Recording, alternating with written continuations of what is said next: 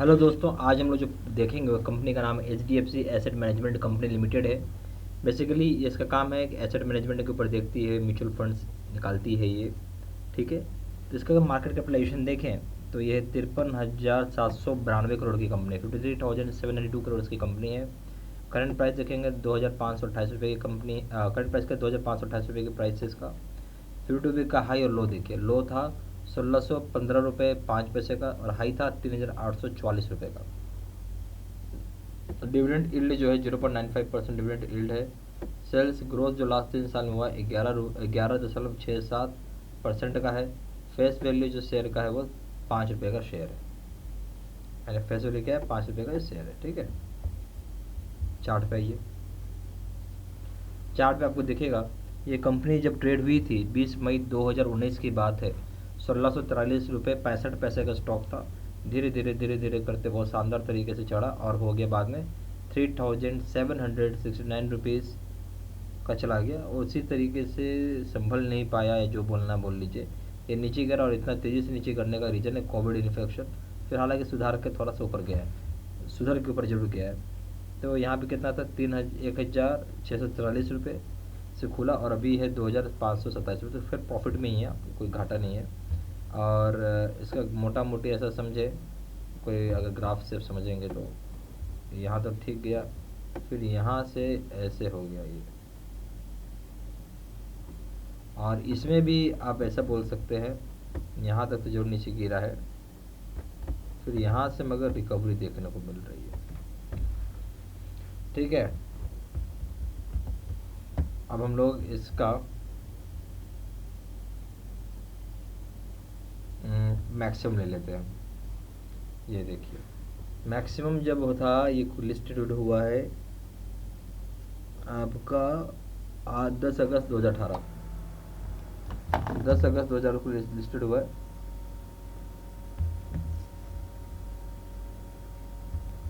10 अगस्त 2018 को लिस्ट हुआ 1,772 रुपये 70 पैसे पे। और उसके बाद संभलते हुए काफ़ी, देखिए काफ़ी अच्छे तरीके से कितना शानदार मूवमेंट किया है इसने। बहुत ऊपर स्टॉक गया था बीच में, फिर भी स्टॉक तो ऊपर ही जा रहा है, हल्का सा नीचे जरूर आया है। ठीक है, फिर से ऊपर जा रहा है। तो काफ़ी बढ़िया। कितना था ये, 1,772 रुपये का, और अभी भी कितना है, 2,530 रुपये। तो कोई इसमें घाटा नहीं है, 2 साल हुआ ही है। तो इसको अगर आप ऐसे ग्राफ ड्रॉ करेंगे तो मोटा मोटी आप समझेंगे, ठीक है, कि एकदम ऊपर ही जा रहा है स्टॉक। इसमें कोई ख़राबी नहीं है, स्टॉक में बिल्कुल ले सकते हैं। काफ़ी अच्छा ग्रोथ दिख रहा है। ऊपर से HDFC बैंक का है, ताकि इतना ही का नाम काफ़ी HDFC है तो। ठीक है। अब हम लोग इसका क्वार्टरली रिपोर्ट चलते हैं, देखेंगे क्या हिसाब किताब है वहाँ पे। ठीक है, हमें क्या जानना है कि हम लोग इस कंपनी में पैसा लगा सकते हैं कि नहीं, बाई कर सकते हैं कि नहीं, यही हमें समझना है और करना है। ठीक है। क्या क्या जून 2017 है, या सितंबर 2017 है, या दिसंबर 2017 है, मार्च 2018 है, जून 2018 है, सितंबर 2018 है, दिसंबर 2018 है, मार्च 2019 है, जून 2019 है, सितंबर 2019 है, दिसंबर 2019 है, मार्च 2020 का फिगर है। ठीक है। और यहाँ पे क्या हो गया, सेल्स। सेल्स का मतलब क्या होता है कि कंपनी कितना माल बेची है, कंपनी कितना माल बेच के कमा रही है। ठीक है, इसका ये मतलब हो गया। तो सेल्स देखा जाए 390 करोड़ रुपये से बढ़कर 430 करोड़ रुपये हो गया, उससे बढ़कर 468 करोड़ रुपये हो गया, उससे भी बढ़कर 469 करोड़ रुपये हो गया, उससे बढ़कर 471 करोड़ रुपये, और बढ़कर 480 करोड़ रुपये, और बढ़कर 477 करोड़ रुपये यहाँ घट गया। ठीक है, ज़्यादा नहीं घटा है, उससे ज़्यादा नहीं घटा है। आप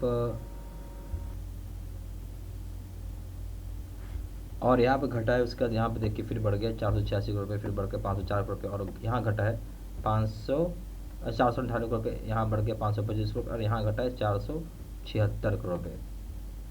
ठीक है।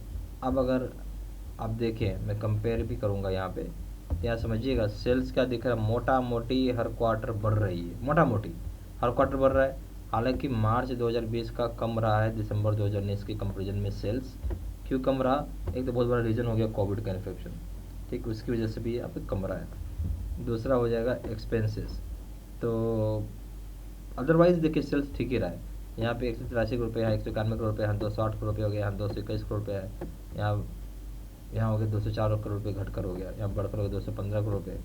यहाँ घट कर 161 करोड़ रुपये, यहाँ घट कर 130 करोड़ रुपये, यहाँ इन्होंने और घटाया है जो हो गया 109 करोड़ रुपये, यहाँ हो गया 107 करोड़ रुपये घटकर, यहाँ हो गया 111 करोड़ रुपये बढ़कर, और यहाँ घटकर हो गया 104 करोड़ रुपये। तो यहाँ आपको समझना होगा खर्चा भी इन्होंने काफ़ी लगाम लगाया खर्चा पे, और खर्चा भी इन्होंने शुरू में जरूर ज़्यादा हो रहा था, पर बाद में धीरे धीरे इन्होंने कंट्रोल करते खर्चा कम कर दिया है, जिसकी वजह से क्या हो रहा है, बैंक की प्रॉफिट मतलब HDFC AMC की प्रॉफिट बढ़ रही है।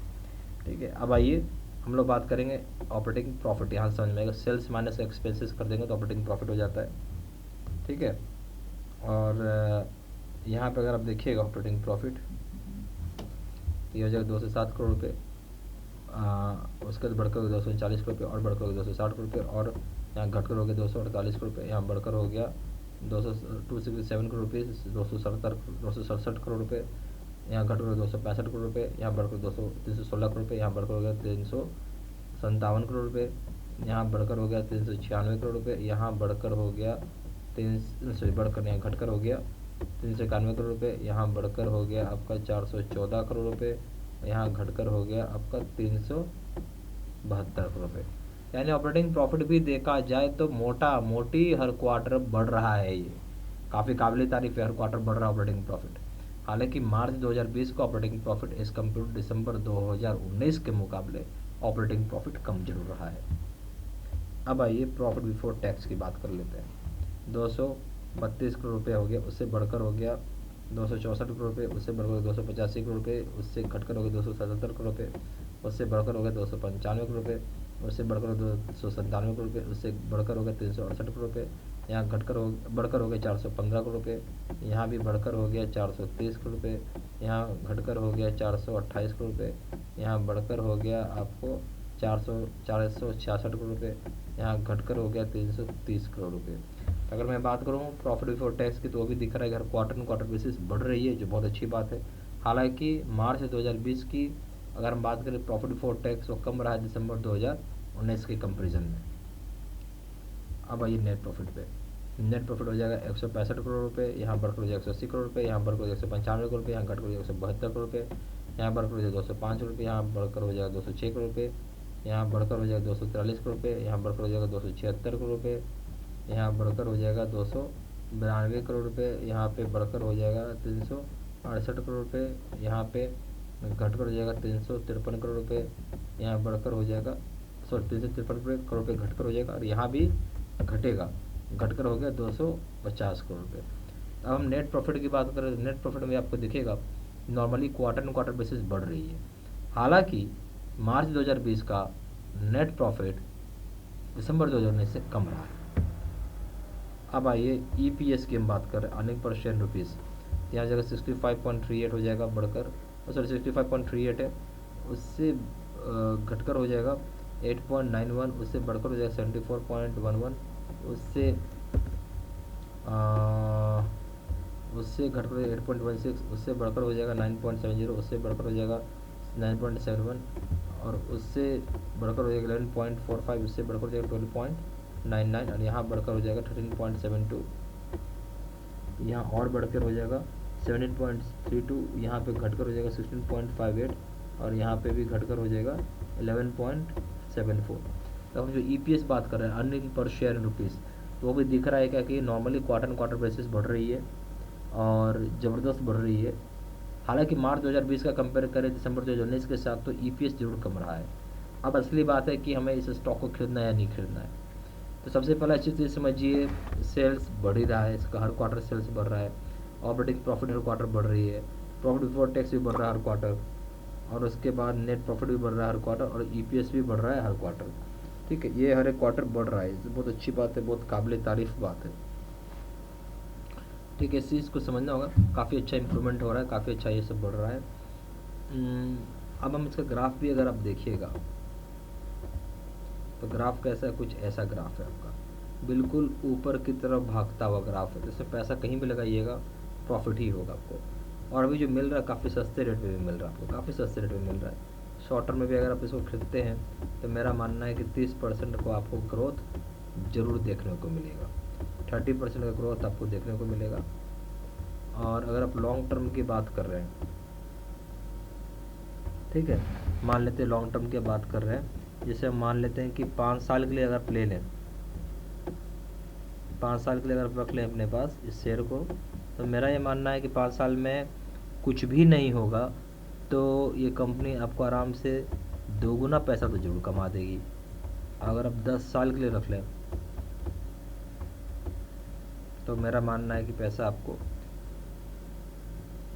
6 टाइम्स के आसपास बन जाएगा। अब इसमें हम लोग बात करेंगे बॉटम फिशिंग का। बहुत सारे लोग सोचते होंगे कि इसमें बॉटम फिशिंग हो पाएगा कि नहीं। देखिए बॉटम फिशिंग 1600 रुपये 1700 रुपये मुझे नहीं दिखता है कि यहाँ से होगा। ठीक है, इसमें बॉटम फिशिंग मेरा ही बोलना 1600-1700 रुपये में नहीं हो सकता है। अगर आपको स्टॉक 2200 रुपये में भी मिल जाता है आप खरीद लीजिए, मैं तो यही बोलूँगा। और इसको टारगेट बना लीजिए आप 2700 रुपये का। ठीक है, 2700 रुपये का टारगेट बना के चले। ये मेरा समझना है कि 2 महीने में आप अचीव हो जाएगा आपको, क्योंकि यहाँ पे एग्जैक्टली बॉटम फिशिंग तो होगा नहीं। बॉटम फिशिंग मतलब है 1600 रुपये, 52 वीक लो, उतना तो गिरेगा नहीं है, तो भूल जाइए बॉटम फिशिंग का। अब आज के डेट में 2200 रुपये खरीद लीजिए, टारगेट 2700 रुपये रख के आप इसको बेच सकते हैं। काफ़ी अच्छी कंपनी है, और ये चूँकि HDFC बैंक की है तो आपको सोचना ही नहीं है, बहुत बढ़िया कंपनी है। उम्मीद करता हूँ वीडियो आपको अच्छा लगा हो तो लाइक जरूर करिएगा, चैनल पहली बार है चैनल सब्सक्राइब करिएगा। धन्यवाद।